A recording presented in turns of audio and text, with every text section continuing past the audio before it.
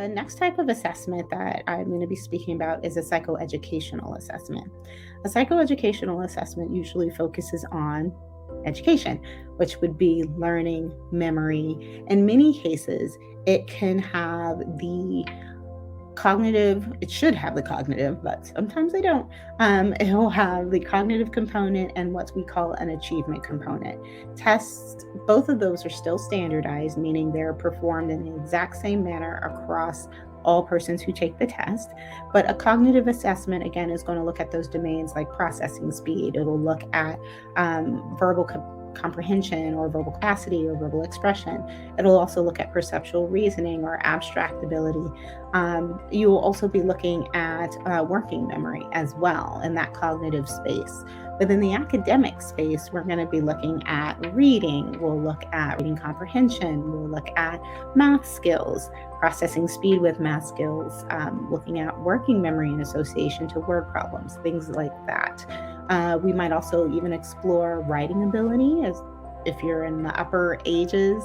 I would say third grade and up, there would be, essays and formatting that.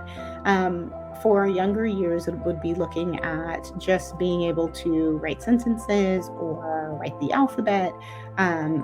It's very, very tasks that would be considered easy for those who mastered it. If you see challenges, then that would help us understand that there might be some educational difficulties or learning differences, as another term that we would describe that.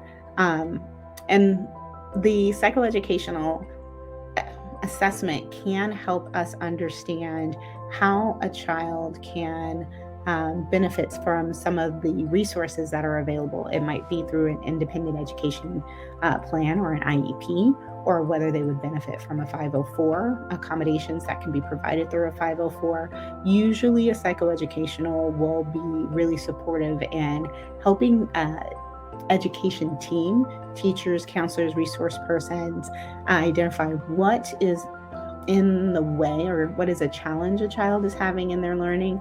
If they have a specific learning disability, how to really work with their strengths so that they can overcome.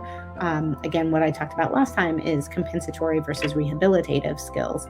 Compensatory meaning they don't have the skill. So let's say someone has very, very, very poor visual scanning and very, very poor retention for verbal material. So knowing that that's not a skill that will be enhanced through a lot of repetition, such as like dyslexia, we want to offer resources that will help compensate for that disability. So that would be compensatory. Rehabilitative would be, okay, this person had a skill, maybe they had an injury and now it's weakened. So then we're going to offer resources that will help build or rehabilitate that skill that may have been weakened due to an injury or due to long spans of time of not practicing that.